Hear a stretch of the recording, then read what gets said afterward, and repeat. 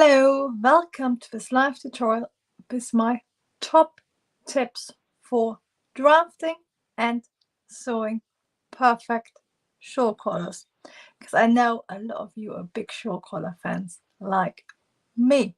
In a minute I'm going to show you 1, 2, 3, 4, 5, 6 beginner tips. Some of them are going to be short and sweet, and some of them are actually going to demonstrate it either on the drafting or on the sewing, which is why I'm in front of my sewing machine. Not the most glamorous background, I apologize. I need to sort of do something to the side of my studio. It looks sort of very white and bare, so not the most glamorous but functional.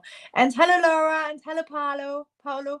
Thank you so much for joining me. And yes, at any time say hello. I'd love to know whether you're making any shawl collars or what are you making at the moment. And if you have any questions about shawl collar making, today is the time to ask them. I've got some tips which are really aimed at more beginners. So if you've never sewn a shawl collar before, you haven't sewn that much, then this is for you. It might also be helpful if you've done a few. And then there's some tips which are more advanced. And one tip I'm quite excited about, because I've never talked about this before, is a different way of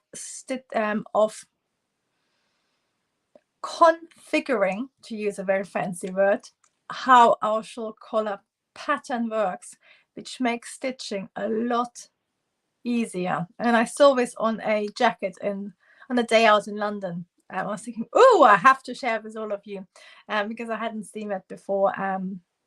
It's not for all shawl collars, but it's great for shirts and maybe more casual styles rather than wool coats, for example. But I hope you like it. And hello Andrea, lovely that you can join me as well. And I know Andrea likes a grown-on collar. Do you like shawl collars as well? Yes, so any questions about shawl collars, put them in the chat while I'm sharing mine, and then at the end I can answer them. If you want to learn to draft shawl collars and any collars, of course, I just want to quickly let you know that I am still running my mega collection, and the price will go up tomorrow at lunchtime. So you got about, I'm really bad at maths, 18 hours to join and get a fantastic price. I put the link in the description. It's basically 10 of my course collections I think everybody needs in their life to draft the clothes I want, and they're all in one place and are used to keep. So I know some of you are my members, which of course I love, but that's more of organic, relaxing, and this course is sort of a really nice reference, in depth, where you can just dip in and out and get to drafting. So do have a look at that. If you're interested, the price I'm offering is incredibly cheap. So it's a one-off. I wanted to show off my archives and just let you really get the most of it and get you drafting. But today we're going to look at shawl collars and my top tips. And I am, hello Duru, thank you so much for joining me again. I'm glad you make it. I like to know, do you like a shawl collar too? And if you're not a subscriber yet, then do please subscribe and give me a thumbs up, because that will let other people know that I'm talking about shawl collars, because YouTube doesn't always catch on to lives otherwise. That'd be much appreciated. So I'm going to switch over to my table now for the next step. So I wrote a list of my tips because otherwise I will forget one.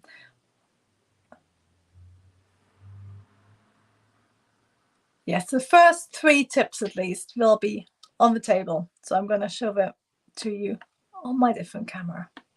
I'm very grateful this is actually working, because I spilled a whole cup of tea and some of it went underneath my laptop, and then I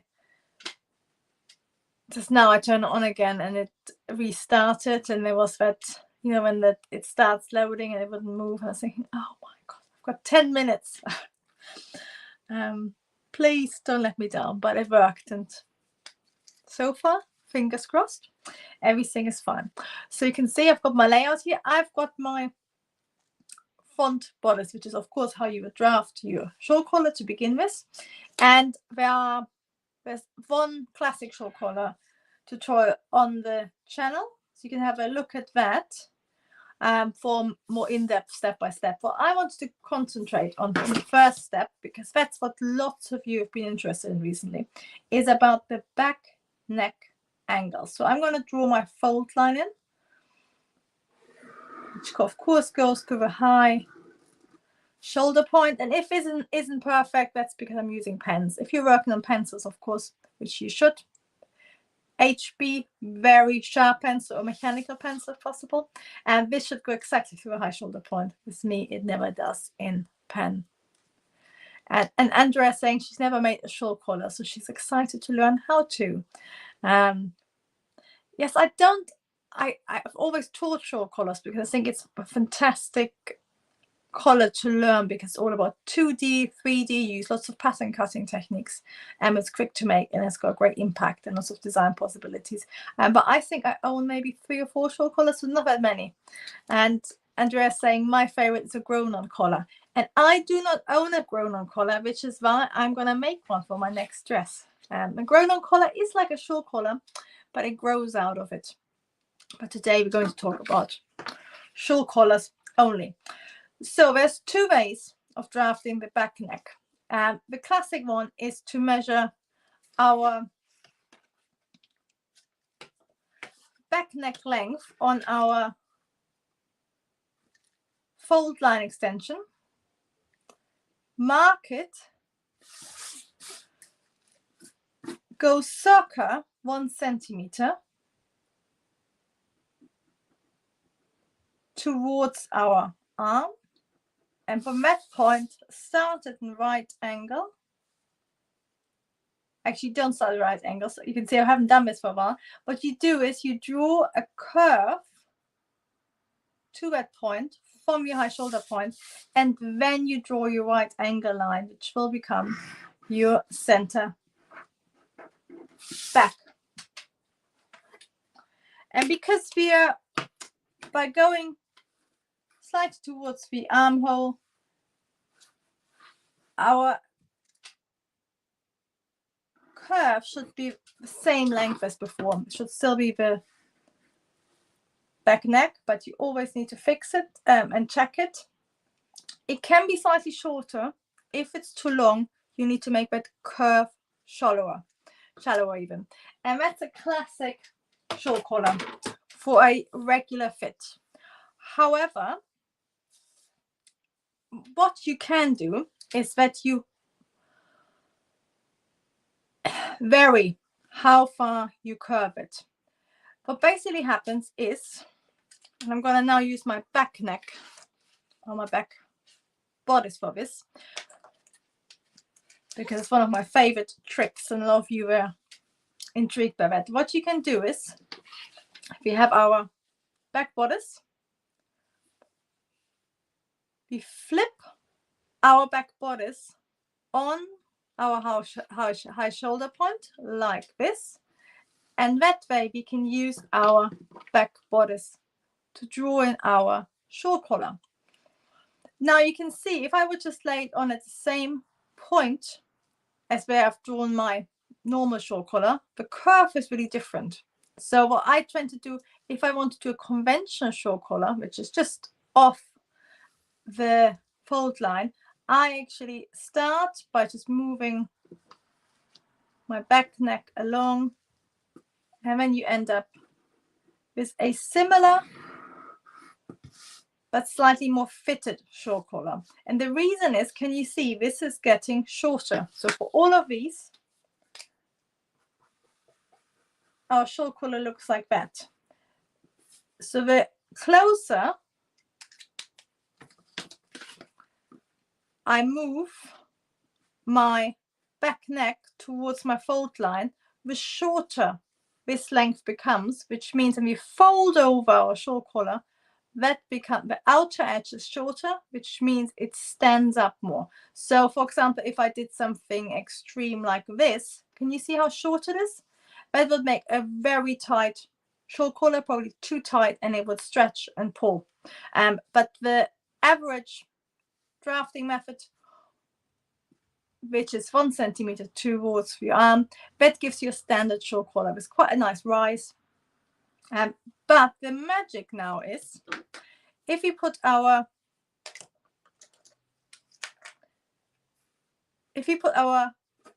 high shoulder points together and then push our back neck down, we are increasing the outer edge of our shawl collar, and this is quite an extreme one.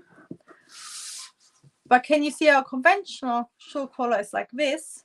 This shawl collar has this much extra on the outer edge, which means there's a lot more volume to go around, a lot more circumference, which means this shawl collar will lay a lot flatter because it has more room to basically settle back. So that won't have as much as a rise, and it basically will lay flatter on the body. It will still rise up and down, but not as closely to the neck.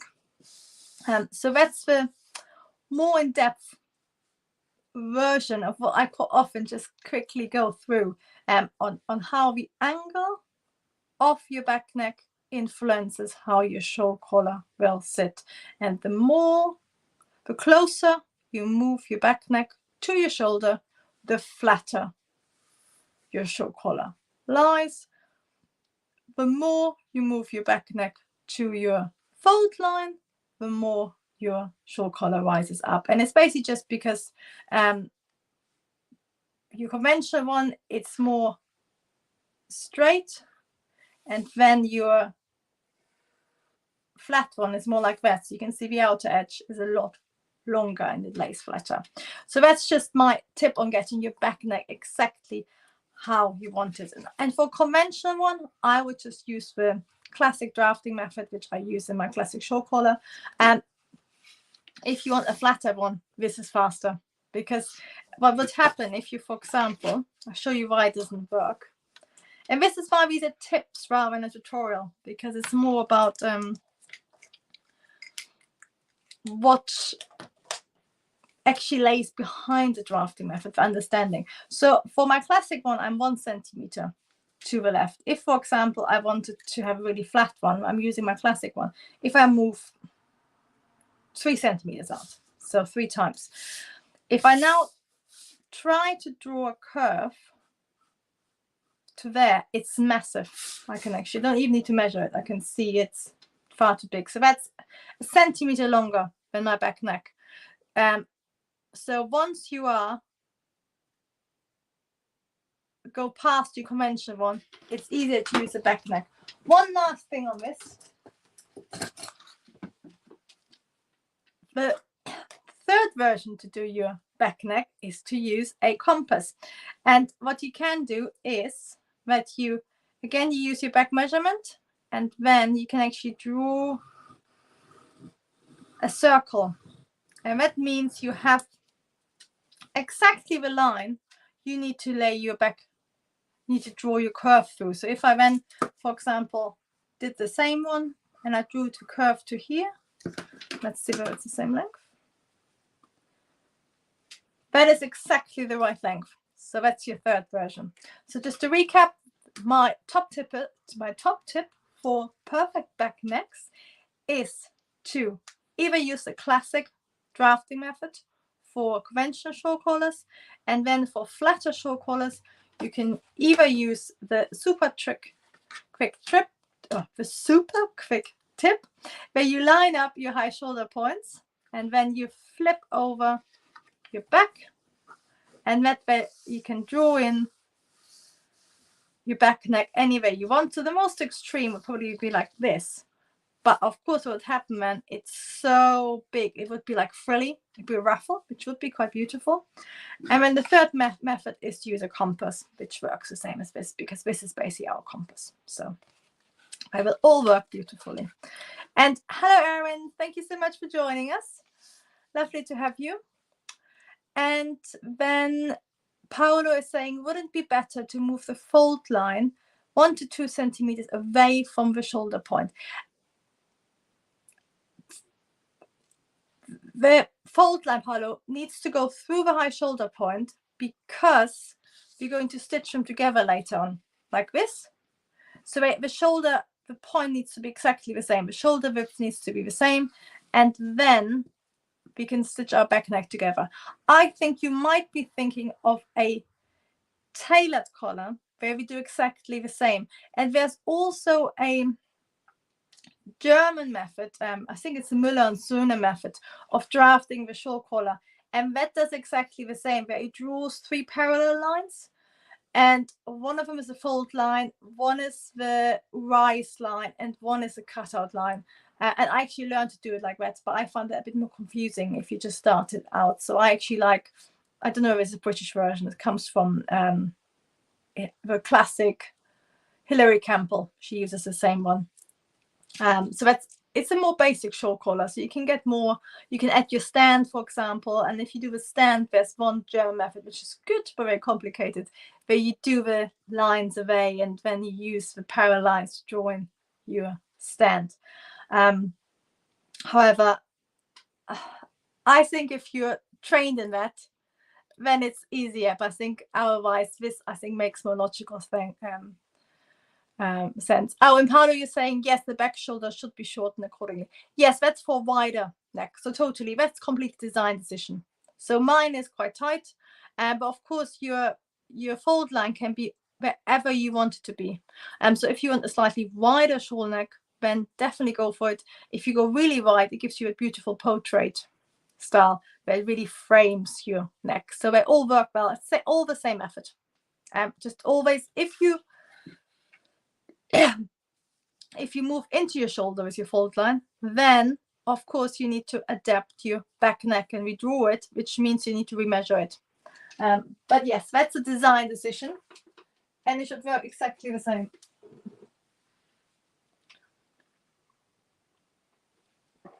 So we already got an extra tip, thanks to Paolo. Thank you. So, which is, of course, the shoulder length is completely up to you in the design. The next thing I wanted to talk about is the facing, and that is just most of you probably have read about it or do it automatically. But if you've only ever used sewing patterns, you might notice that if you have a facing, it's slightly bigger. And if you pattern cut, and the shawl collar is the perfect pattern to start pattern cutting, because you can add it to any sewing pattern. So if you have a dress or a jacket with a grown-on with a normal collar, grown-on collar, or just a stand collar or a flat Peter Pan collar, you can easily change that to your shawl collar. Just make sure seam allowance off. That's all you need to do. However, if you have a facing on a sewing pattern, it's most of the time a little bit bigger, and that is the reason for that is I've got a sample, sort of anyway. I'm going to show you on my, this is actually for later on. If you stitch your facing, I'm going to put on the red so you can see it. If you stitch your facing to your collar and you have it exactly the same size, what can happen is that, of course, your stitch line is exactly at the edge, which means that sometimes your, especially as you fold it over, it means the underside can show a bit, which I'm going to move up. So can you see here, if I fold it over, you can see the underside a little bit, which we don't want. So what we do, once we've drafted our shawl collar and made this first trial, we're all happy with it and the fit is right, we add our lining and we make our lining slightly bigger, something like that. And that means if you fold it over, the underside is invisible. It looks really beautiful. And then, of course, what you can also do is that you do your stitching line along there, some top stitching. And the way you do it, I think I've done that in my classic tutorial as well. But I just wanted to go through the main ways to making it work. What we have, of course, here is a straight line, and then we have our curve. So if we add a facing, again, do not use pen. I actually got a little bit of pushback because somebody said my lines went correct the other day. And I said, yes, because I'm using pen. Don't do it at home. What we do is, and this is where the right ruler is really important. What I actually have got, and I'm going to tell you this is why I love my ruler so much. Can you see what I can actually do on this one, for example? I would trace through my facing, and then what I do is, instead of adding 1 centimeter seam allowance, I would add 1.1. Can you see 1.1 or 1.2 seam allowance? So if you, this ruler, I think it was maybe £8 from a craft shop. It's a quilting ruler by Clover. So it's worth getting, or an architect's ruler or a graphic design ruler. They all work really well. But basically what you can do is that if you get something which has a 1.1 and 1.2 centimeter seam allowance, when you draw on the seam allowance for your shawl collar piece, you draw in a 1 centimeter seam allowance like this, which is really bad. And then on your facing, I'm just going to trace through a tiny section just so I can show you, because it's the same all the way through. On your facing, you would then move up. If you are a beginner, then I would just make it 1.1, because what happens is it becomes a tiny bit bigger. So you have to basically ease it in slightly, the garment, and when you're stitching, and add a few notches along the way. So if you're a beginner, either make it the same size, which is safest, or make it a little bit bigger, because if you make it too big, it will basically become noticeably longer, which will make it really hard to stitch together. So I think 1.1 or 1.2 is best. If you have if you, for example, working in a really fluffy mohair, then you definitely need 1.2. But then I would actually probably stitch the facing with a really long running stitch on the machine, your longer stitch, and then very slightly steam it together, like pull it together and steam it just minimally, just so it's exactly the same length. But we basically end up with a facing which is slightly bigger, because I've added a slightly bigger seam allowance, but I'm going to stitch with the same seam allowance, which then makes my facing just that 1 mil bigger. So it's a slightly, because of the ruler, just check my pattern master, because very few rulers have a 2 mil, 1 mil gap. This is the easiest way of adding it. It just means you then have to make sure when you're stitching it, your stitching line is still 1 centimeter from the edge, the same as on your other pattern. You just drawn it in differently, and made your pattern a little bit bigger to get you a better final finish. And then of course what you would do is you have your slightly bigger seam, bigger facing all the way here, but then you actually go to your normal seam allowance here. So this is the same seam allowance on the facing and your collar, and then your your facing becomes 1 mil bigger, which means the whole pattern is about 1 mil bigger. And that's slightly more, maybe I wouldn't say it's, the drafting is quite straightforward for that, but it's a little bit more difficult to stitch. So if you're a beginner, if you never stitch a shawl collar, do skip this stitch, please. It's something with my students, none of them, or a lot of them, had never sewn. We used to skip that for the first shawl collar we made. And hello, Akozua, lovely to have you. We're talking all things shawl collars, and do feel free to ask any questions as I'm giving my top tips. Now I am going to move on to my next tip. So I'm trying to read my writing. This is quite a mess, so I'm quickly going to trace it through on a different pattern. And do feel free to ask any questions that I do. Oh, Laura, I'm going to ask Laura. Laura is one of my students. How are your waterproof trousers going? Have you had any time to go back to them? So Laura is outside quite a lot, so she's actually drafting all her own outerwear, which I think is fantastic.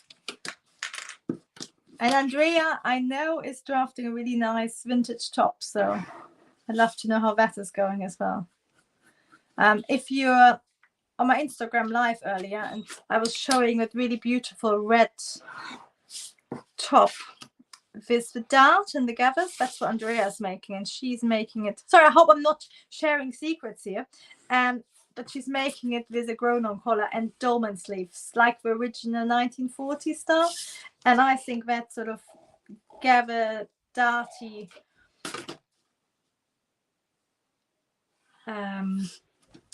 dart manipulation goes so well with dolman sleeves. So one of my favorite collections ever, I always forget the year, is the Dior haute couture collection, where it was all grey dresses, and they're sort of their reinterpretations of a new look, and they all had like shawl collars and grown-on collars, and a lot of them had dolman sleeves as well. And I want to make a dress like that, but with the beautiful gathered dart manipulation and then a grown-on collar. So I am a bit envious, but Andrea is already making it. So I'm just tracing through, and just always double check you have a right angle at your center back. And Laura saying she hasn't had time to restart them. Yes, you had other stuff on. I hope that worked out better in the end. And Laura says she need to do them and keep getting covered in mud at the moment as it keeps raining. Yes, I'm going to be really British now. Weather is proper autumn weather now. Yeah, we keep on having random rain, which isn't forecast, so I keep on getting really wet. So I'm loving I drafted myself a very vintage inspired bucket hats, because most bucket hats you can buy are too square for me. So I've drafted my own, and I did it like a cotton waxed fabric, which is Millerain, which gives you really old sort of barber feel, but then I lined it with a pure nylon, so it's actually waterproof, and it's also keeps my glasses dry. So it's probably the most practical thing I ever made, and I love it. So the other thing I want to make, because I love vintage coats, but I've got quite a lot of coats which aren't waterproof, and they aren't windproof, and they're not that warm. So what I would really love to make, but it's going to take me a while, is a fully like sort of waterproof coat with like, so maybe out of Veloden, which is like a boiled wool, because that is actually waterproof, but it gives you a real vintage feel and looks really glamorous, or can look glamorous. And then maybe line it with something like, not originally like they used to line these coats in like real fur, so I'm not going for that, but maybe like line it in like a really nice teddy bear fur and like sort of fabric, which should be lovely.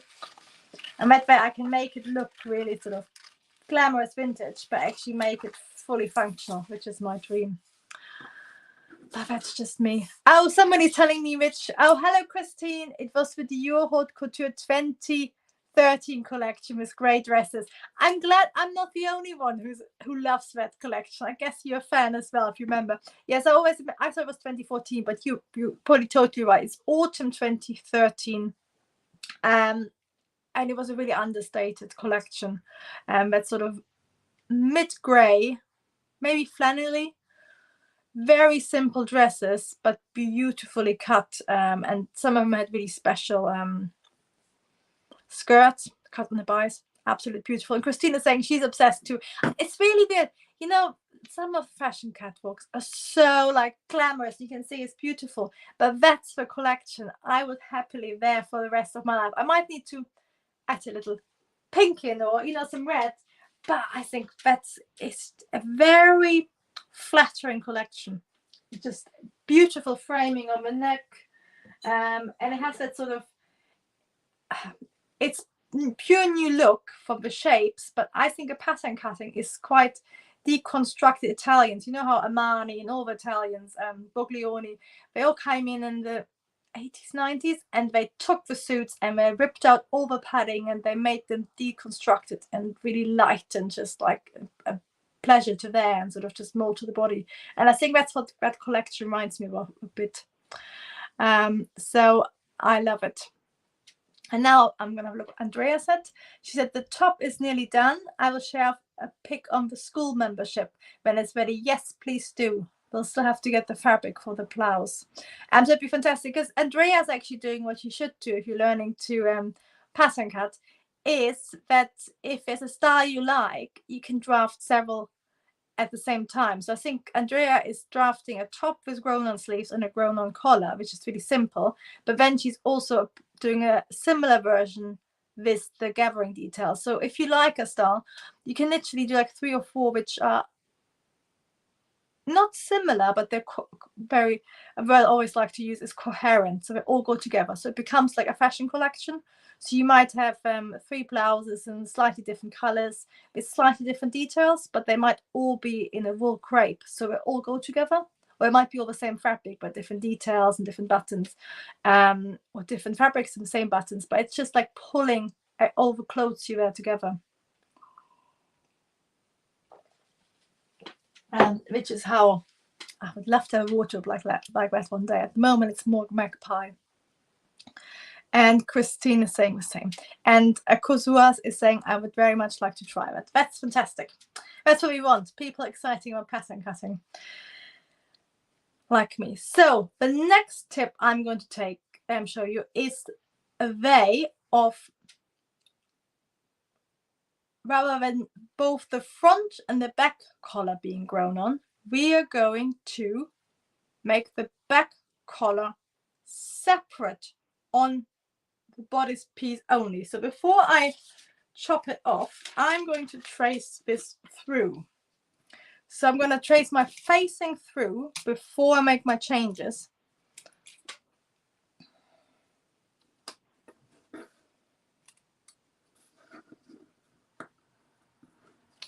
And actually you can make all the changes on the facing as well, but I'm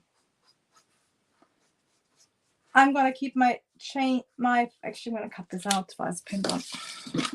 Actually, this is the next tip, which I haven't planned, but I'm going to show you now. Whenever you have to do a facing like this, and this only works if you're not making your facing bigger. So if you're making a facing and you're making it exactly the same size as your outer. So this works best really for like a normal collar facing, like for a round crew neck collar, or for a hem or something, or curved hem, rather than tracing through it and then cutting it out twice.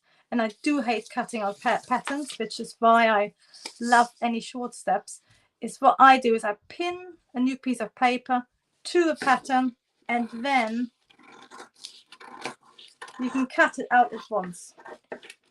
And of course, at the moment, I've already cut out my pattern, but otherwise you would pin a new piece of paper underneath, trace through any lines you need to, and then you can cut them through. But it all works the same. It's basically just saves a little bit of time. And I think there's things I enjoy about pattern cutting, which is getting inspired, you know, like choosing your design, drafting it. What I absolutely could do without is cutting out. Especially like you cut out in paper first, when you have to check you cut out everything correctly and double check everything still matches, and then do the same again on fabric. And so I always think that takes about the longest, because it's the least pleasurable. It's also something you actually have to concentrate. It's not like 30 things you can just relax and listen to something interesting. It's this one you have to concentrate. So this is my facing, and you might have noticed that normally my facing goes back into the bodice. For this one, I've done it to the fold line, which is why this works best for shirts. It's used quite a lot on classic men's dressing gowns, and it's used on sort of casual men's jackets where I've spotted it. I mean, I've seen it in quite a few places, but it basically works best in like a cotton woven fabric or something like that. But what we are going to do is chop off the back section of our collar. So it's a little bit, tiny bit like a tailored collar, but much easier, and it will make the stitching a lot easier. So what I'm going to do is extend my shoulder line, and that will become my cutting line. So I'm adding a notch there.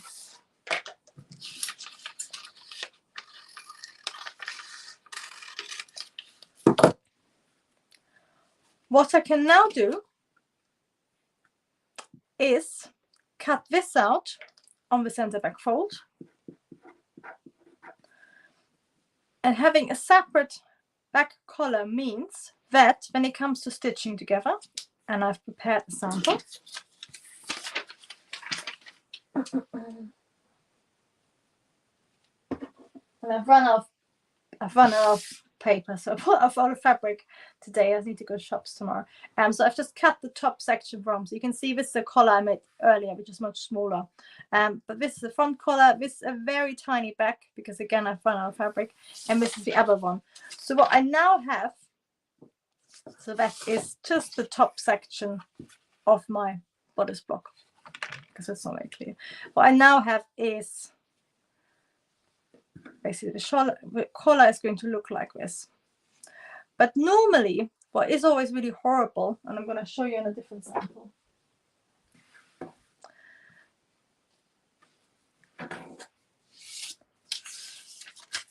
Then you have a classic shawl collar. Again, I've chopped it off a bit. What you always do is, these are my shoulders, you always stitch your center back together, of course, and I think that I've done an order of construction in my classic one. You stitch your, basically ends up looking like this, doesn't it? So what you always do is you stitch your center back together, and then of course you lay your back neck and your shoulders together. And stitching these corners is always really horrible because you have to sort of twist it open, and it can easily fray, or you pucker. If you cut it too far or use a soft fabric, it will fray too much and you have a hole. And this is, you know, from working with some beginner students, that's something which happens every time. And it's what makes a shawl collar slightly trickier to stitch. Drafting, great. Stitching, slightly trickier. By replacing our completely grown on collar with a separate back neck, what we basically can do is, when we're stitching it together, so I've stitched my shoulders again together at the back, and what I did, I stopped stitching exactly at my fold line, which is of course the edge of my back pattern. So by stitching exactly at that point, it means then I put my separate back collar in, I can just spread it open completely, and it's much easier to stitch. So I can then easily, I still need to stitch the point, but I can use my where I stop stitching as my guideline. I'm going to move a bit closer. You can see what I can do is I can stitch exactly to that point here, and of course I need to make sure my seam allowance matches perfectly everywhere, and then I can just flip it over and I can start stitching at that point exactly again. So it's much easier rather than having to cut it open and hoping it doesn't fray. This this will make the stitching a lot easier. And Paolo has another fantastic question, which is, in the classic construction, the back seam will be on a kind of bias, so it will allow better fitting. In the other method, it will be on the grain. Would it not be a problem for proper fitting? You're completely right, Paolo. That's why this is mostly where I've seen it on dressing gowns, vintage ones, and I've seen it on menswear collars with quite a tight fit. So it would definitely not be as well fitted. You're completely right. But what you could do, of course, if you want to have the right fit, is that you cut this on a bias. So if you actually need to cut out the whole thing in paper, and then you just switch it on the bias. So that way you can combine both of it. So you can still have the fitting issue, the proper fitting through the pulling. I'll show you what palo means. On this, the classic one, this is on the bias. So if I pull it, can you see it's got quite a lot of stretch, which means when we pull it round and it sits around your neck, and because the bias is more flexible, it will move nicely, it will fit nicely around your neck. And while this, because this one is, I've cut it on the straight, which how I've seen it, but I actually think palo raises a great point, is that you can, if you cut it on the bias, be even better, because can you see it's a straight fabric with zero give, especially with the cotton, so that won't move. So that is a very good point. So there you go, we got a new tip, which is not for me. But the reason I like this, because it makes the stitching much easier. So I was going to say it's only for cotton fabrics and casual sort of looks, but with Paolo's point, which is that we actually switch this round from having a straight of grain on the center back, we cut out the whole pattern on paper, and then we can just switch the straight of grain to the bias. It means this is, you have to be careful how you stitch it, because both the lines are on bias slightly. That will give you a perfect fit. And then you can also do your normal, facing, but of course if you do normal facing, you still have a horrible shoulder. So if you do your facing again, if you do your facing slightly shorter, and the way I've seen is that they do the facing shorter, and then they have like a top stitching line here, so it's stitched to it, which is why I've only seen it on menswear. Because if you have longer facing, that will make it trickier. But what you could of course do is, if you still want to have facing down here, you just go through the same point, so your back neck is just all caught into the back, and then you just have a facing which goes like that, which means it's pretty well hidden. But yes, so this was my tip on easier stitching, because the stitching is what always lets down the easiness of a shawl collar. And thanks to Paolo, thank you. I should actually become a co-host now, and that tip is even easier, and it still works. So we've now got easy stitching and still perfect fitting, thanks to you. Thank you. So let's have a look. Oh, the last two tips. One is super easy, which is basically if you do your normal shawl collar method, make sure you fuse that turning point, and use a woven or a knitted very lightweight iron-on fusing. And I would literally do like a 1 centimeter dot, and you just iron it on just from a point, because that's the point where you always get fraying, especially in delicate fabrics. So that's really worth doing it. Very quick tip, but it will make your stitching life easier. And Paolo is saying you're very welcome and good vibes. Yeah, but I actually love this about the pattern cutting community, so we're all quite but isn't that, well, it's probably some competition, but it's a very nice community, and everybody's really supportive. I've never had, so far, fingers crossed, everybody's been lovely. And you know my life with Trisha and stuff, and Kate, and it's just nice to be, I think pattern cutters are just people who make their own clothes, are just very nice people. I'm sure you'll agree, because you also make your own clothes, so we could all be happy together. And I've now lost, hold a second, I've lost the sample. There we go. Last one. This last tip, again, super quick, but I'm sure all of you know it. But if you don't, it will make everything easier. So one thing I've always seen with my beginner students, and I have taught this collar, how long did I teach it for? I started teaching in 2010, roughly, maybe 2009 even. And I finished teaching in 2018. So I've probably taught this collar to a few hundred students at least. And one thing people always forgot is snipping. So it seems too basic, but it's true. After you stitch your facing to your collar, what you need to do is either snip all along the curve, and especially snip where your break point is. So what I sometimes do, I do like a few snips where my break point is, because that's especially if you have a more extreme collar, which is more curved, that is like quite an extreme curve, and if you don't snip it, it's not gonna turn out. Because I'm gonna show you quickly before I snip the rest. If you would turn out your collar now, it ends up looking like this, and I always could spot that a mile off when my students hadn't done the snipping, or forgot to do it, and they didn't iron it as well. Sometimes we used to end up with collars which looked like that, which is why I always sort of include tips which seem quite obvious, because people forget all the time, and I do as well, to tell you the truth.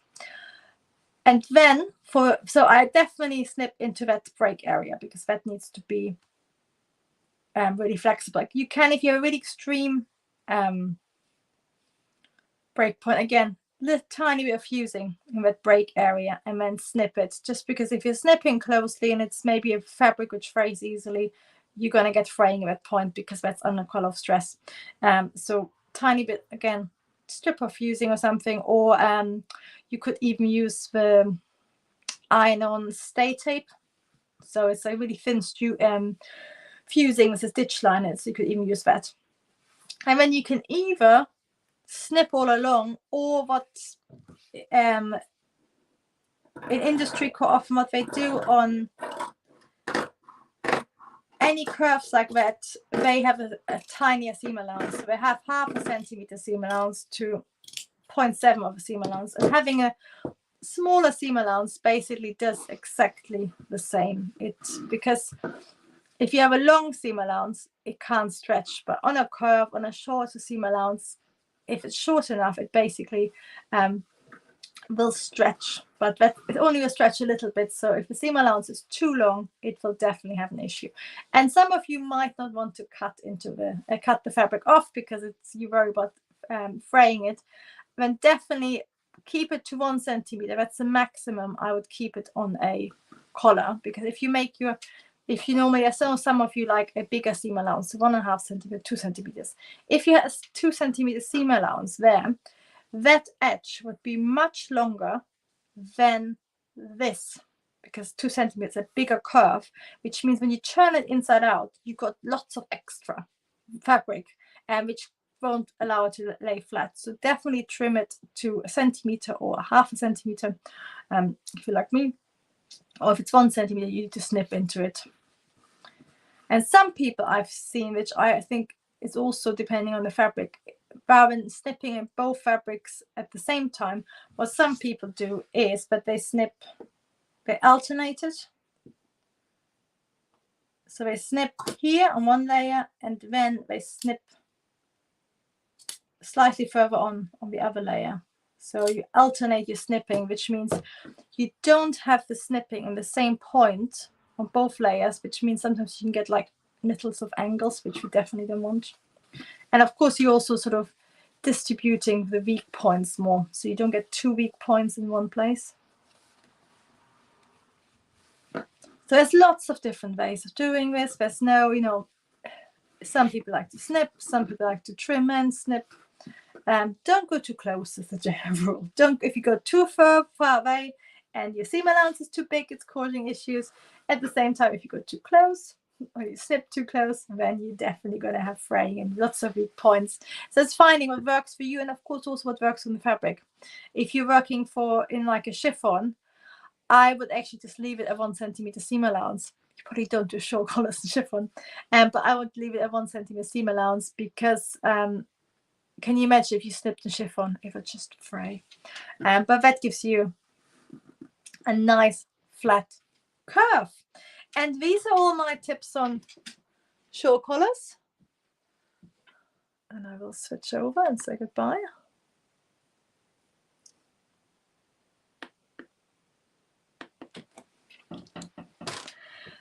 So everybody, thank you for joining me. I hope you've learned something new. If you already knew them, all of them, you are a shawl collar master. And I actually have Paula's suggestion on putting the back piece on the bias, and made I learned something new, so that's good. Yes, and there's different. What I love about these tips, and in general, is that shawl collars can be anything from vintage men's dressing gown to, I think Donna Karan has done some beautiful, did some beautiful shirts with shawl collars, sort of maybe even a roll-on sleeve and then tucked into your skirt for its sort of 80s and 90s power dressing. So yes, or whether it's your classic vintage oversized shawl collar on a jacket or coat, there's lots of options, tiny one on dresses. But these tips, most of them work for all of them. Some are a little bit more specific. But I hope that helped you, and especially the first one. I had lots of questions about this back neck in the last few days, so I hope it made everything clear. So thank you everybody for joining me, and next week I'll be back with Trisha at the same time on a Thursday. I'm not quite sure which channel. It will be either mine or hers, and we will send you a newsletter out and put it on Instagram. And we'll be talking at beginner makes. So projects we suggest, I think we're going to say 3 each. Projects we're going to suggest for people who are just beginning a making journey. So I can't use shawl collar. Well, I actually might use shawl collars because I always suggest it, but I'm going to try to find something as well I would suggest to somebody who's hasn't even sewn before, because that's slightly different. But we're going to share lots of beginner friendly things to get you started, that you can have real success. Because just to finish off, the first thing, I think I made and it was about 14, 13. I made a tartan mini skirt out of an old tartan skirt from my grandmother, and I chopped it off as teenage girls do and put a really big zip in it. And I was really proud of myself, and it was a really big achievement. I wore it loads. But then I wanted to make a proper project, and I made like a frilly flouncy sewing pattern in like a polyester crepe fabric. And you know, when you think, God, I never finished it because it's just like, it was like so outside my comfort zone and of what I could make, so it was just a failure. So I think if you're beginning to stitch, you want something which you can wear with your success. It looks great, and it's also challenging you a bit, but not throwing you into the deep end of the pool without any training. So anyway, thank you so much everybody for joining me, and I will see you next week. Good night.